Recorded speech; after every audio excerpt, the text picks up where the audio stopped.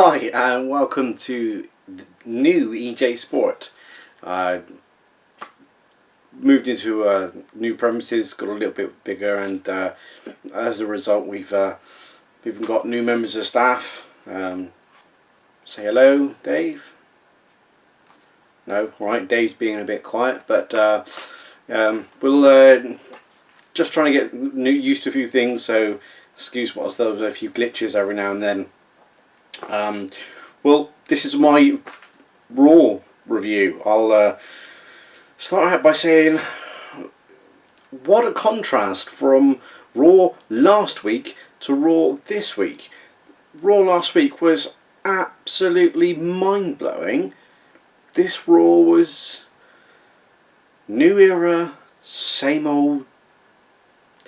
Yeah, look, despite a couple of things that they're obviously they had to start building on storylines for up and coming SummerSlam, it feels kind of rushed in some of the cases because the fact they had to wait for the draft to happen before they could make things start. It kind of feels like they're just coming out of nowhere with some of the storylines. I get it, and wait until after SummerSlam and we might actually see some proper storylines brewing. Now, as a whole, on the night, the wrestling was actually okay.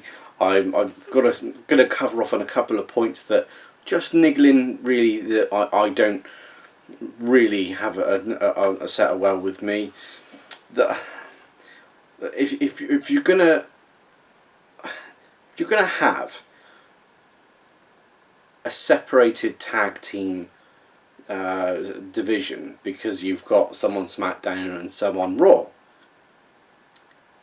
don't then force together two random people that aren't ordinarily tag team partners and then expect them to have a successful feud with an already existing tag team. I am, of course, making reference to the Kevin Owens, Chris Jericho versus Enzo and Cass storyline up and coming, which looks like it might be a thing.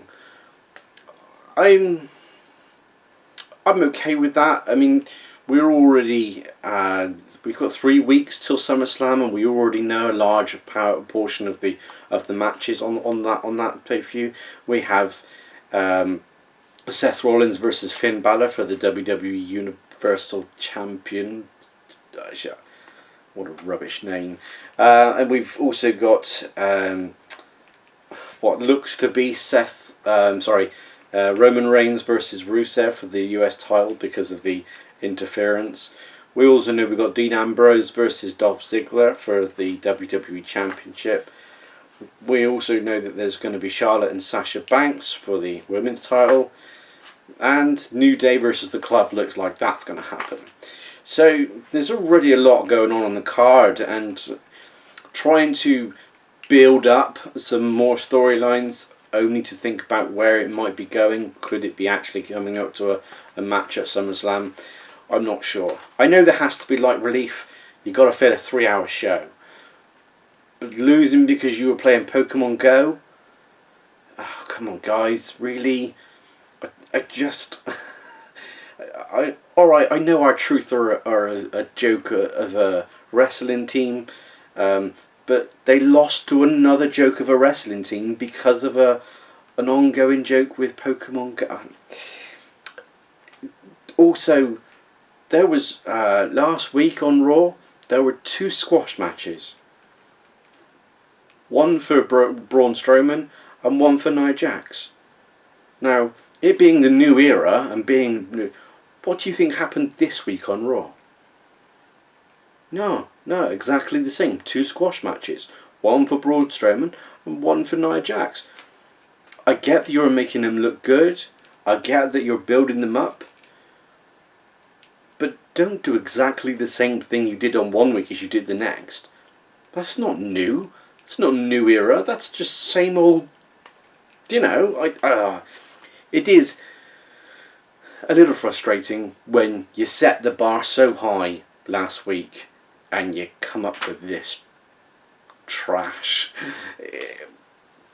The wrestling, as I said, was okay. There was actually some pretty decent stuff. I'm not going to go into the whole Titus O'Neil, Darren Young thing.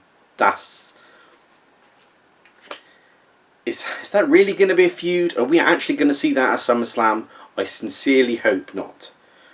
But what I'd like to see over the next couple of weeks, some variation, please. But we'll have to see over what happens. I'm hoping that Stephanie and Mick Foley have, I don't know, something in store to try and make Raw better than it was last night, because I want it more like last week's Raw than this week's. Maybe that's just the wrestling fan in me. But one of the last things I want to cover off, what a great way to finish the show, with an RKO out of nowhere. It was brilliant. I liked it. I do have the point in Brock Lesnar coming down to the ring if he's not going to say anything at all. I get it. I like Paul Heyman. He's good on the mic, and he has brilliant promos. And I even like the fact that he, is a bit up his own arse about it. But it was almost like you were trying to tell us Randy Orton was going to be there just to RKO Brock Lesnar. Do something different with Brock. I know he's bad on the mic, but give him something to do, because otherwise it looks like he's just there for the setup. And I'd much rather you keep us guessing rather than be predictable as... yeah. I think I've covered everything I knew. No? Oh, I'm not going to cover Lita and King. No, they suck. What do you mean you love... No. Lita and King, Jerry the King Lawler, on the pre-show.